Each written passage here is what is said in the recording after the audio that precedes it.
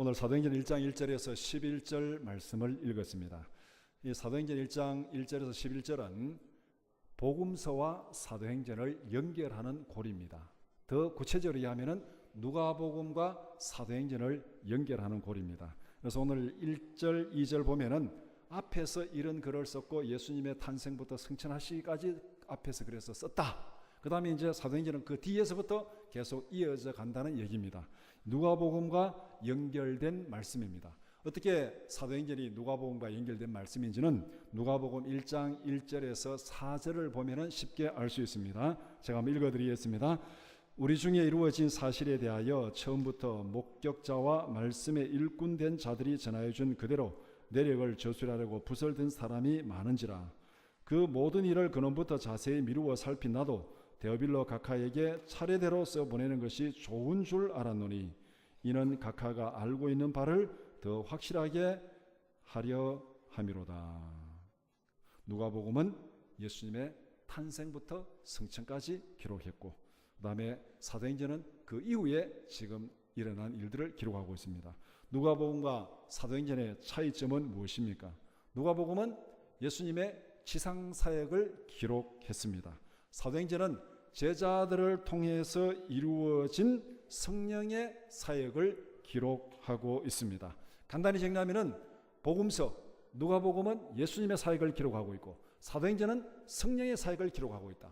그 중간에 오늘 본문이 예수님의 사역에서 성령의 사역으로 어떻게 넘어가는지 그것을 설명하는 것이 오늘 본문의 말씀입니다. 이 둘의 연결고리에서 예수님은 어떤 위치에서 어떤 역할을 하고 계시는가? 예수님의 위치는 죽음에서 부활하시고 승천하시기까지 40일. 그것이 오늘 이 본문에 있는 내용입니다. 예수님께서 부활하시고 승천하시기까지 40일. 이 기간 동안에 예수님께서 하신 역할을 오늘 본문에서 두 가지로 얘기합니다. 첫 번째는 제자들에게 하나님의 나라 일을 말씀하셨습니다. 하나님의 나라 일을 말씀했습니다. 두 번째는 승천하신 다음에 있을 성령의 역사에 대해서 말씀하고 있습니다. 그래서 오늘 본문을 두 부분으로 나누어서 함께 살펴보고자 합니다. 첫 번째는 부활하신 예수님이 하신 일, 1절에서 3절. 두 번째는 부활하신 예수님이 약속하신 것, 4절에서 11절입니다. 첫 번째, 부활하신 예수님이 하신 일입니다. 부활하신 예수님께서 하신 일은 하나님의 나라 일, 하나님 나라 일을 말씀하는 것. 오늘 3절에서 말씀하고 있습니다.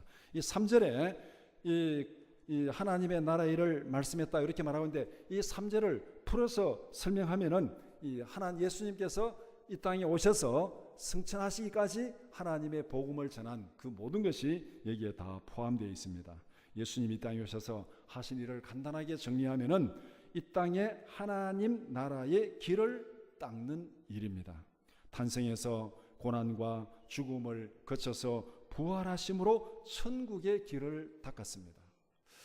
여러분들 예전에 혹시 사형리를 보신 분이나 이렇게 사형리로 전도하신 그런 경험이 있는 분들은 그런 사형리의 그런 그림이 있잖아요. 이쪽에 죄와 죽음이 있고 이쪽에 하나님 나라가 있고 그 중간에 예수님의 십자가가 딱 연결해가지고 예수님이 길을 열었다. 이런 사형리 그림을 본 적이 있을 것입니다. 예수님이 하신 일이 바로 그거예요. 이 사망의 자리, 영생의 자리, 그 중간에 사람들이 건널 수 없어요. 그 건널 수 없는 길을 누가 건너게 하느냐? 예수님의 십자가가 그 길을 만들어서 우리가 죽음의 자리에서 영생의 자리로 옮겨가게 만든 이것이 예수님께서 이 땅에서 하신 일입니다. 부활은 예수님이 전한 복음이 옳았다는 것을 확증하는 사건입니다. 자신이 전한 천국 복음을 부활하신 다음에 제자들에게 확실하게 증거하는 3절에 있는 것, 자기가 살아났다는 것을 보여주면서 내가 지금 복음을 전한 그 천국 복음이 봐라, 내가 지금 살아났지 않느냐, 십자가에서 죽었지만은 무덤에서 살아난 내가 전한 그 천국 복음이 바로 죽음의 권세를 이기고 살아나는 영생의 복음이다. 살아난 다음에 더 확실하게, 더 확증적으로 그렇게 제자들에게 증거하고 있습니다. 그러면은 우리가 이런 질문을 할 수 있습니다. 왜 이 땅에 하나님의 나라가 임해야 되는가?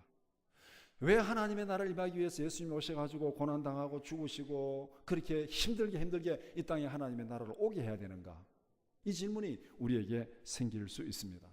이 땅에 하나님의 나라가 와야 될 이유를 한 두세 가지로 정리하면 이렇습니다. 첫 번째는 모든 사람들이 죄의 권세 아래에서 죄의 종노릇하고 있기 때문에 그렇습니다. 로마서 3장 10절 12절 기록된 바 의인은 없나니 하나도 없으며 깨닫는 자도 없고 하나님을 찾는 자도 없고 다 치우쳐 함께 무익하게 되고 선을 행하는 자는 없나니 하나도 없도다. 모든 사람들이 다 죄인입니다. 그 다음에 요한복음 8장 34절 예수께서 대답하시되 진실로 진실로 너희에게 이르노니 죄를 범하는 자마다 죄의 종이라. 모든 사람이 다 죄인입니다. 그럼 우리는 뭐냐? 죄의 종입니다. 죄의 종입니다. 죄의 종은 죽음으로 끌려가는 고통 가운데 있는 자들이 죄의 종입니다. 왜 이 땅에 하나님의 나라가 임해야 됩니까? 두 번째는 죄로 인하여 모든 사람들이 고통과 죽음 아래서 탄식하고 신음하고 있기 때문에 이 고난 가운데서 구원받고 싶은 것이 여러분의 마음 아닙니까? 제가 오늘 팔을 풀었어요. 좀 기쁘기도 하고 좀 그런데 하여튼 고난 가운데서 빨리 벗어나고 싶은 것은 우리 모든 사람들의 공통된 마음입니다. 우리가 이 땅에서 죄와 고통 아래서 탄식하고 있습니다. 탄식하고 있습니다. 여기서 빨리 벗어나야 돼요. 그렇기 때문에 하나님 나라가 와야 되는 거예요. 로마서 6장 16절 너희 자신을 종으로 내주어 누구에게 순종하든지 그 순종함을 받는 자의 종이 되는 줄 너희가 알지 못하느냐. 혹은 죄의 종으로 사망에 이르고 혹은 순종의 종으로 의에 이르느니라. 죄의 종으로 사는 것이 왜 절망적이냐면은 사망에 이르는 사망에. 죄의 종은 죽음에 이르는 거예요. 그러니까 그 죄의 종으로 살아가면 안 돼요. 그 속박에서 벗어나야 됩니다. 죄의 속박에서 벗어나야 돼요. 그러니까 이 땅에 하나님의 나라가 와야 되는 거예요. 세 번째는 하나님의 나라는 죽음 아래 있는 모든 피조물들이 고대하는 것입니다. 고대하는 것. 정말 고대하는 거예요. 로마서 8장 19절에서 21절 피조물이 고대하는 바는 하나님의 아들들이 나타나는 것이니 피조물이 허무한 데 굴복하는 것은 자기의 뜻이 아니요 오직 굴복하게 하시는 이로 말미암음이라. 그 바라는 것은 피조물도 썩어짐의 종노릇하는 데서 해방되어 하나님의 자녀들의 영광의 자유에 이르는 것이니라. 우리가 고대하는 바가 뭐냐? 이 땅의 모든 사람들이 고대하는 바가 뭐냐? 이 땅의 모든 생명체가 모든 피조물이 고대하는 바가 뭐냐? 죄의 종노릇하면서 죽음과 고통과 탄식 가운데 있으면서 거기에서 벗어나서 하나님의 자녀들이 누리는 그 영광과 자유를 누리는 그것을 고대하는 것이다. 하나님의 자녀들이 누리는 그 영광과 자유가 뭡니까? 그게 바로 하나님의 나라예요. 죽음에서 구원받기 위해서는 우리를 죄와 죽음의 사슬로 속박하고 있는 사탄의 권세를 물리쳐야 됩니다.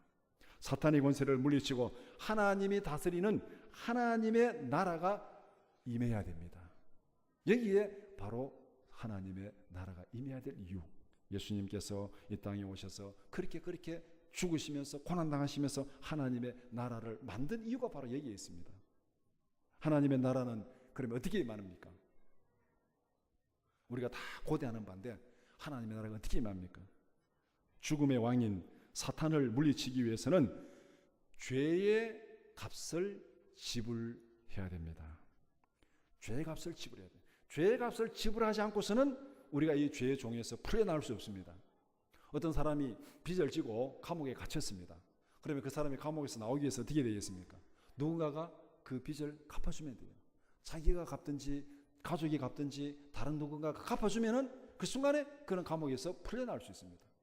우리가 죄의 종노릇하고 죽음 아래 있는 그 이유는 뭐냐면 우리가 죄를 지었기 때문에 그런 거예요. 죄로 빚을 졌기 때문에 그 죄의 빚을 갚기 전에는 거기에서 풀려날 수가 없습니다. 그런데 죄의 삭이 뭡니까? 죄의 삭은 사망이라. 죄의 삭은 사망이라. 로마서 6장 23절에 그렇게 말합니다. 죄의 값을 지불하기 위해서는 생명을 줘야 돼요. 생명을 줘야 돼요. 사망이기 때문에. 그래서 내가 죄인입니다. 내 죄의 값을 지불하기 위해서 내가 생명을 줬습니다. 갚았습니다. 그러면은 내게 생명이 있습니까? 없습니까? 없어요. 죄의 값으로 내 생명을 내어주고 나니까 내게는 남는 생명이 없어요. 그러니까 영원한 죽음이에요. 영원한 멸망이에요. 죄의 삭은 사망이에요. 그러면은 내가 구원받기 위해서는 누군가가 대신해서 생명을 대신 지불해 줘야 됩니다. 지불해 주면은 나는 죄값을 갚고 내 생명이 남아 있잖아요. 그러면 나는 영생을 누릴 수 있습니다. 그런데 누가 이 일을 할 수 있습니까? 모두가 다 죄인인데, 부모도 죄인이고 자식도 죄인이고 남편도 죄인이고 아내도 죄인이고 아무도 나를 대신해서 죄의 값을 지불해 줄 사람이 하나도 없습니다. 모든 사람은 각자 자기 죄로 죽음을 당하고 나면은 남는 생명이 없어요. 다른 사람을 위해서 갚아줄 생명이 없습니다. 그래서 죄 없으신 예수님이 인간의 몸으로 이 땅에 오신 것입니다. 우리를 구원하기 위해서 죄 없으신 예수님이 우리의 죄를 대신해서 십자가에 죽으신 이유가 바로 여기에 있습니다. 베드로전서 1장 18절 19절 너희가 알거니와 너희 조상이 물려준 헛된 행실에서 대속함을 받은 것은 은이나 금같이 없어질 것으로 된 것이 아니요 오직 흠없고 점없는 어린 양 같은 그리스도의 보배로운 피로 된 것이라. 오직 흠없고 점없는 어린 양 같은 그리스도의 보배로운 피, 다시 말하면 죄 없으신 예수님의 생명으로 우리 죄값을 지불했다. 그래서 우리의 죄값이 지불되고 우리에게 생명이 남아있다는 겁니다.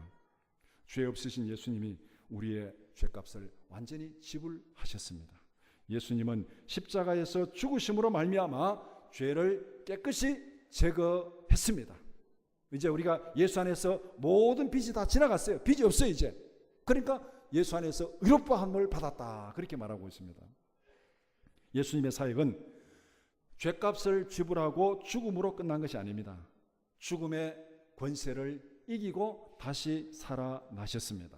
사도행전 2장 23절 24절 그가 하나님께서 정하신 뜻과 미리 아신 대로 내준 바 되었거늘 너희가 법 없는 자들의 손을 빌려 못 박아 죽였으나 하나님께서 그를 사망의 고통에서 풀어 살리셨으니 이는 그가 사망에 매여 있을 수 없었습니다. 예수님께서 십자가의 모든 고통을 지고 우리 죄를 대신해 죽었지만 그가 사망의 권세를 깨뜨리고 다시 살아나셨습니다. 부활하심으로써 예수님은 죽음의 권세를 완전히 물리쳤습니다. 죄와 죽음의 권세가 물러가고 영원한 생명의 하나님의 나라가 임하게 되었습니다.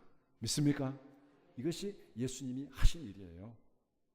하나님의 나라는 예수님의 죽음과 부활을 통해서 이 땅에 이루어졌습니다. 예수님은 십자가에서 죽으심으로 죄를 완전히 제거했습니다. 예수님은 부활하심으로써 죽음의 권세를 완전히 물리쳤습니다. 예수님은 천국으로 가는 영생의 길을 우리에게 확실히 열어주셨습니다. 아멘. 예수님은 부활하신 후에 제자들에게 이 사실을 확실하게 증거하고 설명하고 가르쳤다. 3절 내용이 바로 그 내용입니다. 두 번째, 부활하신 예수님이 약속하신 것입니다. 예수님께서 승천하시기 직전에 약속하신 것이 있습니다. 우리 4절 같이 읽겠습니다. 시작. 사도와 함께 모이사 그들에게 분부하여 이르시되 예루살렘을 떠나지 말고 내게서 들은 바 아버지께서 약속하신 것을 기다리라. 5절 시작.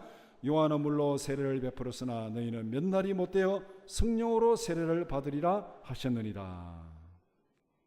성령은 하나님 아버지께서 주시기로 약속하신 것입니다.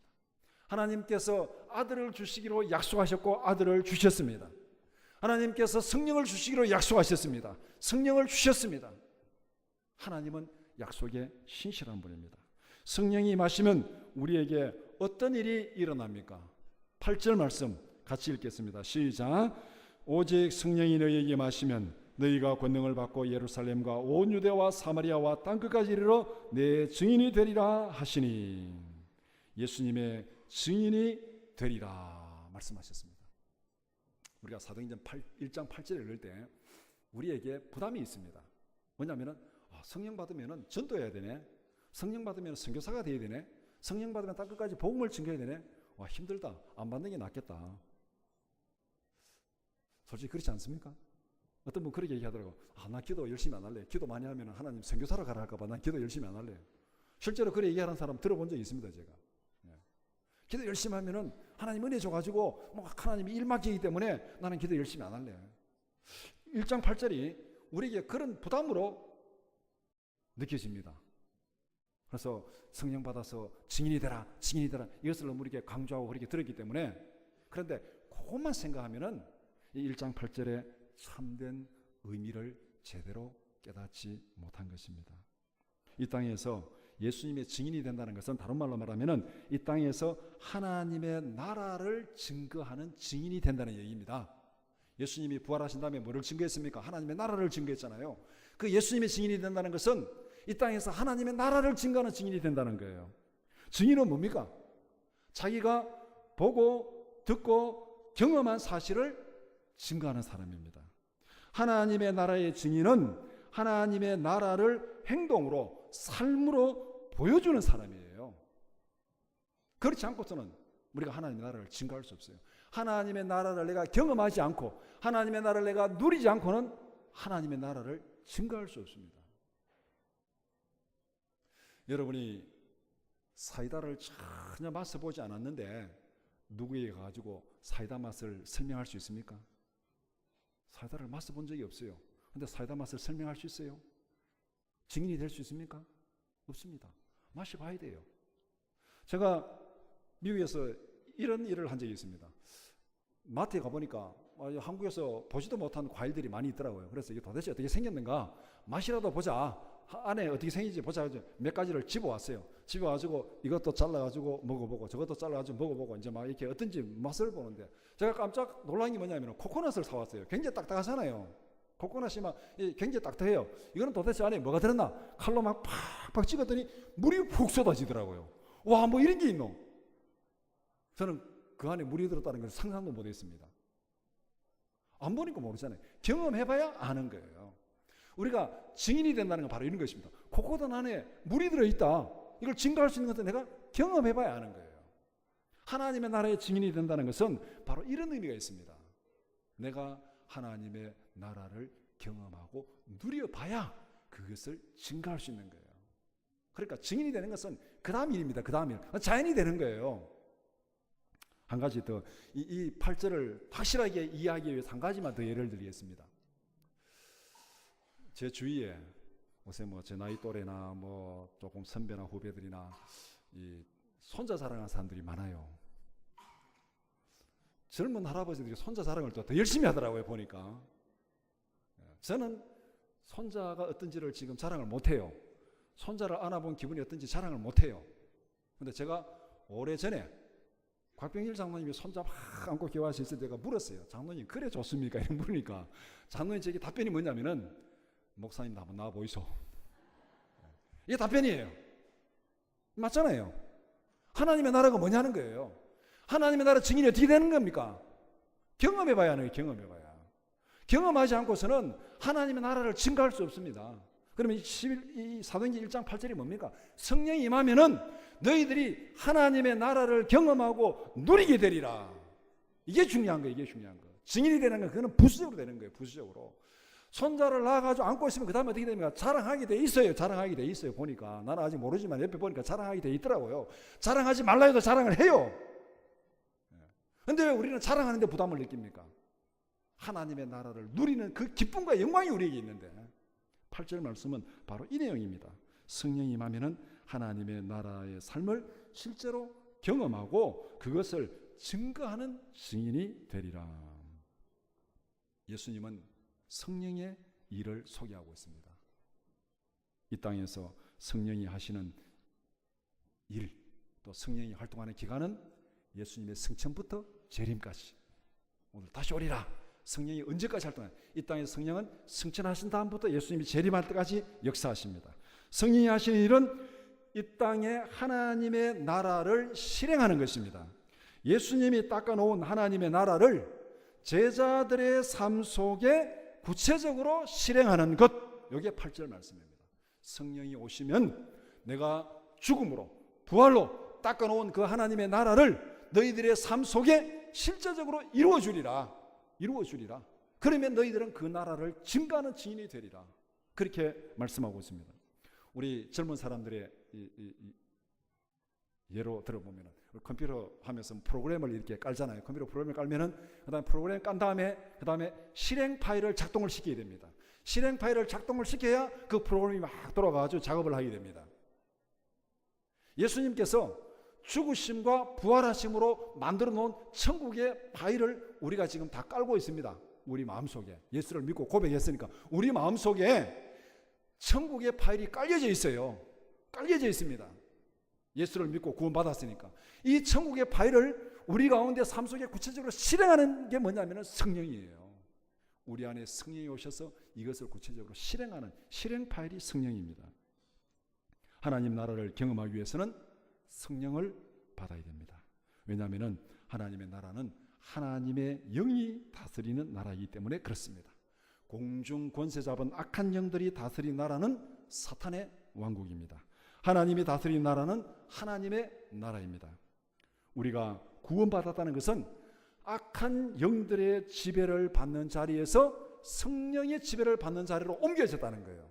내 마음속에 악한 영이 지배하는 것이 물러가고 성령이 내 마음을 지배한다는 것, 이것이 바로 우리가 구원받았다는 거예요. 누가복음 11장 20절, 그러나 내가 만일 하나님의 손을 힘입어 귀신을 쫓아낸다면 하나님의 나라가 이미 너희에게 임하였느니라.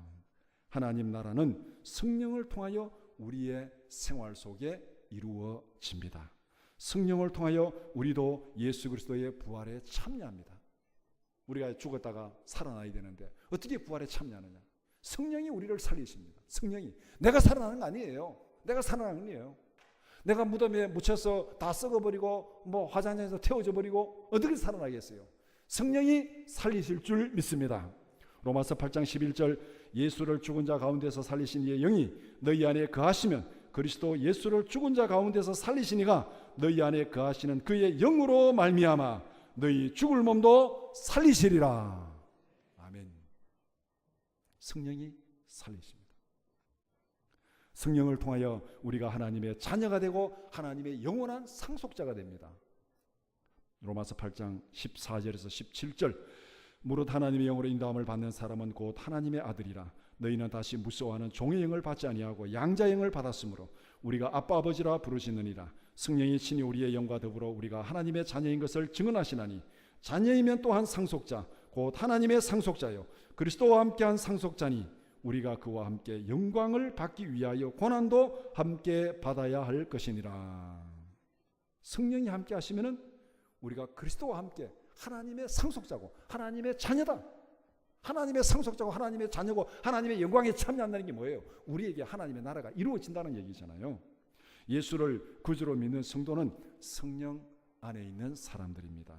로마서 8장 9절, 만일 너희 속에 하나님의 영이 거하시면 너희가 육신에 있지 아니하고 영에 있나니 누구든지 그리스도의 영이 없으면 그리스도의 사람이 아니라. 또 다른 성경에 보면 성령이 아니고서는 그리스도를 주라고 고백할 자가 없다고 분명히 말씀했습니다. 우리가 예수 그리스도를 주로 고백하고 있잖아요. 무슨 얘기입니까? 성령이 우리 안에 계십니다. 성령이 우리 안에서 하나님의 나라를 이루어 가시고 실행하십니다. 지금 여기서도 하나님의 나라의 영광을 경험하고 누리는 저와 여러분들이 되기를 축복합니다. 우리 안에는 성령이 우리 안에서 하나님의 나라를 이루어 가신다는 거예요. 내가 하는 거 아닙니다. 성령이 하시는 거예요. 내 안에 계시는 성령이 하나님의 나라를 내 삶 속에 이루어 가시는 거예요. 말씀을 정리해 봅시다.